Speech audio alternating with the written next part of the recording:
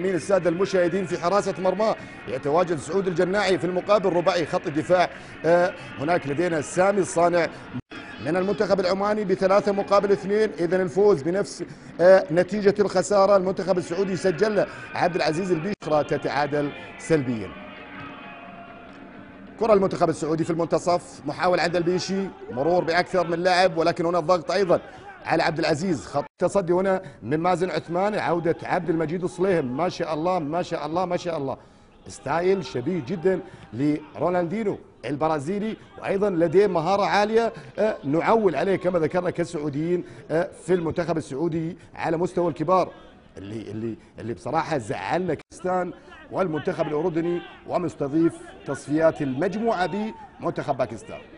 50 منتخب سيتصارعون في شهر مارس القادم، والبحث ايضا عن اسيا تحت 23 سنه. محاوله للمنتخب السعودي، ارسال كره على القائم البعيد، خطره في حلق المرمى، ولكن يا سلام برافو خلصها حارس المرمى سعود الجناعي بعد تدخل في لقطه اخيره كانت خطره، كنا ننتظر عرضيه على محمد او الاخر عبد الله مادو، والخطا على مادو، ضربه حره مباشره للمنتخب الكويتي. شوف التسديده كانت بشكل الكويت يتحرك، المنتخب السعودي يحاول، المباراه حتى الان لم تشتد، الحارسين الاثنين كلهم مرتاحين، ولكن شوف المهاره العاليه هنا والمحاوله والاعثار متواجد. الخطا لعبد المجيد الصليهم، الخطا للمنتخب السعودي، خطا للصليهم في الدائره تماما. شوف المحاوله بالمهاره العاليه، البحث عن ايضا الدوران وعلى طريقه الكبير، والكبير يلا طبعا نتكلم عن نتكلم عن زين الدين زيدان.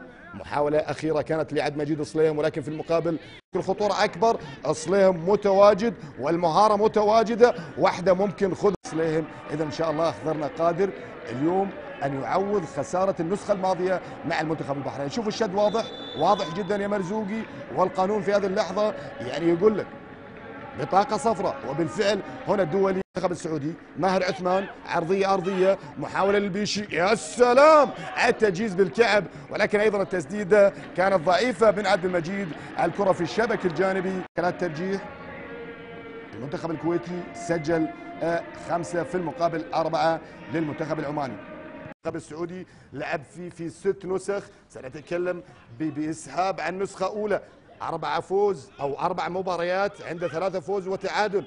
في أول نسخة ظهرنا كبطل، في ثاني نسخة خرجنا من دوري المجموعات، في النسخة الثالثة تحصلنا على المركز الثالث. والمحاولة هنا للمثمان، عملية التماس قصيرة إلى الصليهم، محاولة مرور بالمهارة، هذه كرة في مكان، هذه خطرة، ممكن إرسال كرة إلى البيشي، ولكن طالت على عبد العزيز. عادت مرة أخرى محاولة هذا المهاري، لا يقل مهارة أبدا عن الصليهم، محاولة عبد العزيز. شوف المهارة السعودية، يبدو أن كعبها عالي في النسخة الأولمبية. الشوط الأول كان أميز، الشوط الثاني الشوط الأول كان أكثر حركة، الشوط الأول كان أكثر استحواذ، الشوط الأول كانت فيه المهارة حاضرة والخطورة أيضا على مرمى سعود الجناعي بشكل واضح. هنا الدقائق تمضي، سند من عبد العزيز، إرسال كرة أقصى اليسار إلى مادو، طويلة من مادو إلى الصليهم، هذه خطرة المنتخب السعودي من لمسة أولى ممكن تشكل خطورة بالفعل إلى الناظري، عرضية من سلطان، الكرة في المنتخب السعودي عند صليهم، خطرة ممكن نشوف هدف ثالث للمنتخب السعودي، 3 ضد 2، عبد المجيد، هذه وين؟ هذه ممكن، وبالفعل جول، بالعقل جول، بالسرعة بالمهارة، أخضرنا روعة روعة روعة. إذن أحمد عيسى الناظري يسجل 3 أهداف المنتخب السعودي، أحمد عيسى يتحصل على 3 أهداف الشخصية. إذن الناظري أمام ناظر سعود الجناعي يسجل الثلاثية السمفونية السعودية. هو الدخول لفيصل، يعني تغييرات وثالث الاهداف السعوديه الواضحه. شوف عزيزي المشاهد، شوف اللقطه، لا يا عم لا لا لا لا لا لا لا لا, لا.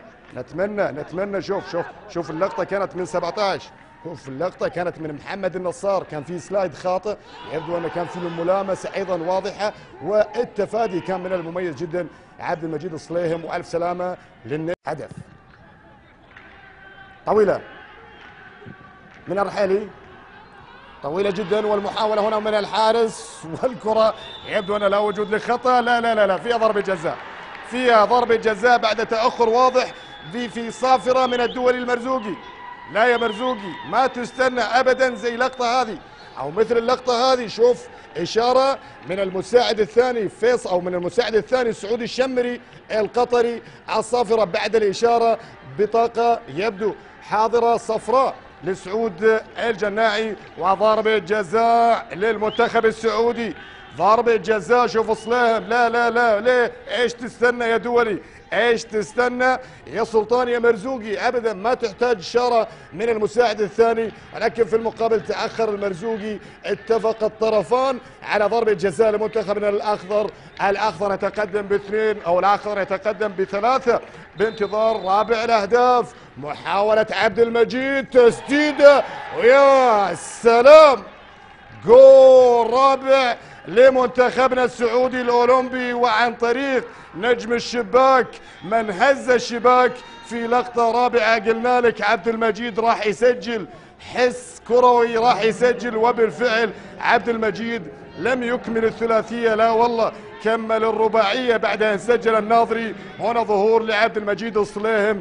إذا الأخضر في خط المنتصف وهجوم الأخضر يسجلون بالتناوب. سجل البيشي أول هذه الفئة والهالشبان اللي متعونا. محاولة خماسية سعودية. أوه يا سلام يا سلام يا سلام، وتعظيم سلام، تعظيم سلام لعبد المجيد الصليهم. شوف العودة هنا من مازن عثمان، والسلام على الفنان عبد المجيد الصليهم. تمريرة لا وجود لحالة تسلل، كسر للمصيدة الكويتية. شوف الثقة، شوف المهارة السعودية، شوف المحاولة هنا ما بين الثنائي المميز ما بين ماهر عثمان والفنان. لاعب في البطولة حاز اللاعب عبد المجيد محمد من المنتخب السعودي على جائزة أفضل لاعب في البطولة. يتفضل باستلام هديته من اللجنة التنظيمية، وهي عبارة عن مبلغ 500 دينار بحريني.